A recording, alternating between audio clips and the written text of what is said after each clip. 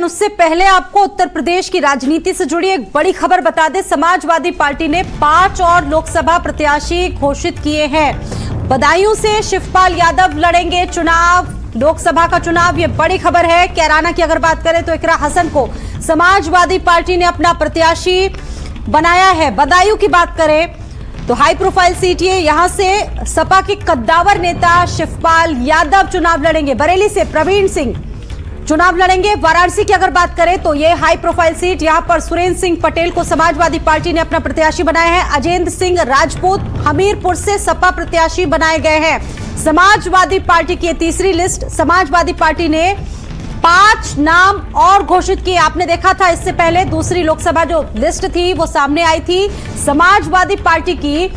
बदायूं से शिवपाल यादव चुनाव लड़ेंगे और मेरे साथ स्टेट हेड वीरेंद्र सिंह इस खबर पर जुड़ चुके हैं।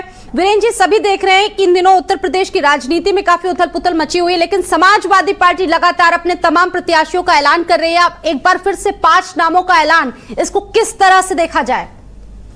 देखिए, ये साफ है कि कांग्रेस के साथ समाजवादी पार्टी का गठबंधन टूट चुका है और अब समाजवादी पार्टी ने आज बनारस की सीट पर सुरेंद्र सिंह पटेल को भी उम्मीदवार घोषित कर दिया, जो पहले कांग्रेस के खाते में दिया था।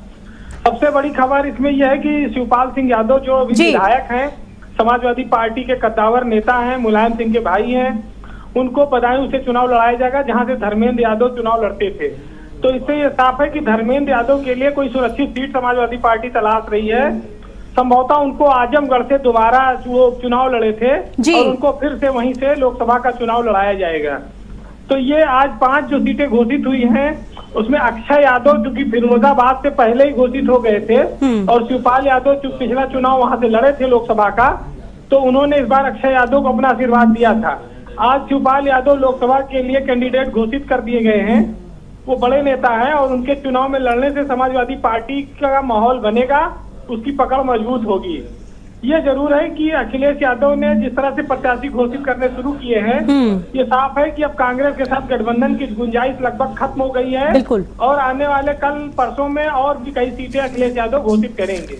बिल्कुल, यानी कि ये समझा जाए जो बची खुची गुंजाइश थी जिसका भी आप जिक्र कर रहे थे वो लगभग समाप्त हो चुकी है। तिनके का एक जो सहारा था, ये आस थी कि शायद कुछ बात बन जाए, लेकिन जब जैसे ही 5 नाम आए वो आस भी खत्म होती दिख रही है। वीरेंद्र जी, बिल्कुल, देखिए, जब राहुल गांधी 2 दिन से उत्तर प्रदेश में हैं, यात्रा निकाल रहे हैं, उनका कोई नेता मिलने नहीं आया, बात नहीं हुई, सीट बंटवारा नहीं हुआ, राहुल गांधी की यात्रा में अखिलेश यादव शामिल होना तो गए नहीं, तो अब गठबंधन तो खत्म है, अब कोई मतलब नहीं रहा है।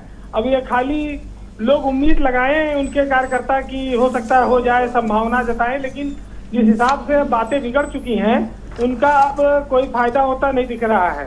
हालांकि राज्यसभा का चुनाव है, 2 वोट कांग्रेस पार्टी के पास है जी।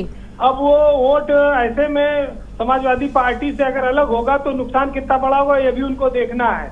तो बहुत सारी चीजें हैं, लेकिन ये जरूर है कि सपा इस बार अच्छे कैंडिडेट उतार रही है और उनके कैंडिडेट भारी भरकम है, अच्छे लड़ने वाले लोग हैं, जिनका जनाधार वाले नेता हैं और इस बार वो मजबूत टक्कर देने की स्थिति में रहेंगे। जी, अगर भविष्य को देखें हम, इन दोनों दलों की अगर बात करें तो सभी ने देखा कितना बड़ा बिखराव हुआ, एक-एक करके साथी बिछड़े, कई लोग दूसरी जगह चले गए।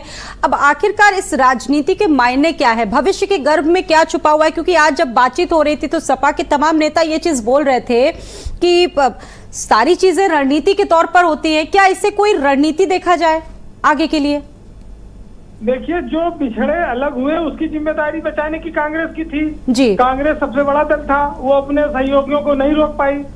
अच्छा, जो लोग विपक्ष में कांग्रेस साथ लड़ रहे थे, जब सीट शेयरिंग नहीं हो रही है और उनको आप इसके अलावा कुछ दे नहीं सकते, बीजेपी में उनको मंत्री पद से लेके राज्यसभा और विधान परिषद की सीटें मिल रही हैं, सत्ता में साथ जुड़ने का मौका मिल रहा है, तो फिर आखिर कितने दिनों तक वो कांग्रेस की इस उपेक्षा को सहते?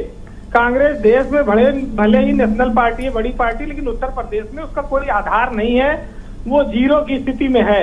2 विधायक हैं 400 विधानसभा में। हाँ। तो कांग्रेस अपनी जमीनी हकीकत को अगर समझती तो वो अखिलेश यादव के साथ, जयंत चौधरी के साथ पहले ही सीट बांट लेती, लेकिन उसको इस बात का भ्रम है कि लोकसभा में सारे मुसलमान उसे वोट दे देंगे, इसलिए इनके बजाय मायावती से और किसी दल से गठबंधन किया जाए और ये जिस रास्ते पे कांग्रेस जा रही है उसको उत्तर प्रदेश में कोई बहुत लाभ होने वाला नहीं है।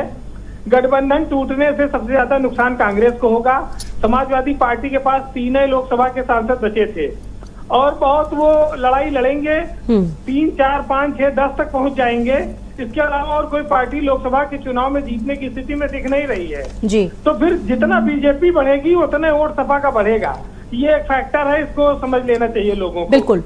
तो ये बहुत साफ है, उत्तर प्रदेश में 2 ही दल आगे बढ़ रहे हैं, या तो भाजपा या सपा। बिल्कुल। तो बाकी अगर नहीं कोई गठबंधन में आता है तो उसका अपना निजी नुकसान है। बिल्कुल। ये पशुपेश की जो स्थिति कब तक उभर पाएगी कांग्रेस, ये देखने वाली बात होगी। आपका बहुत धन्यवाद जुड़ने के लिए और विश्लेषण करने के लिए। तो देखिए, ये बड़ी जानकारी, समाजवादी पार्टी ने 5 और लोकसभा प्रत्याशी अपने उतार दिए हैं। इससे पहले ये दूसरी लिस्ट आई थी और आज